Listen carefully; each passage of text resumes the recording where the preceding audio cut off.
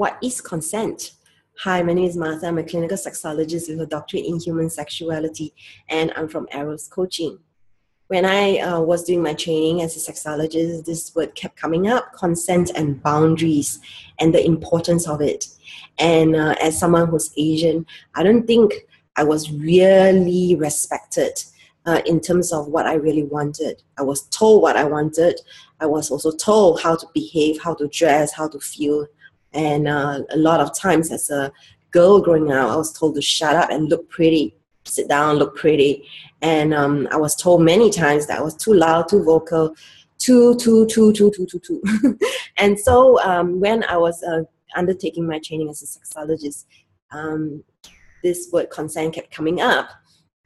But it really took some time for me to really appreciate the importance of dialogues around consent. So consent is not just about hearing and waiting for someone to say yes. It's also respecting and knowing that you are able to accept their no. Because how will you be able to really appreciate someone's yes if they are incapable of saying no? Everything that you ask, they'll just say yes, yes, yes, yes, yes, yes, yes, yes, yes. So how will you ever trust their no? Or you could frame your question in such a way that they would have no choice but to say yes because they are the yes person. And so you actually end up manipulating your partner subconsciously. So if you feel that that is not powerful at all, you're right. That person is totally not empowered. But what you want to be comfortable with when it comes to dialogues around consent is that the person needs to be comfortable with saying yes and also saying no. And in the conversation of consent, it's also important to talk about boundaries. There are certain things you don't even need to ask. It's always going to be a no. And it's a no for now until further negotiation. And it's important. Some people enter into relationships and they make certain assumptions of what the relationship is like. But that is their assumption.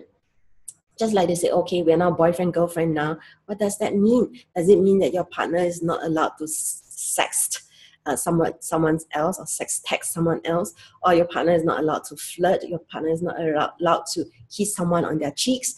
But that's a form of reading in some cultures. And so it's important to talk about and be clear about what your boundaries are, what you're comfortable with, what you're not comfortable with.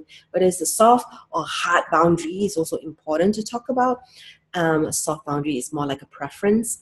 So it's important to get clear so that you take care of yourself, because you are the most important person in your life.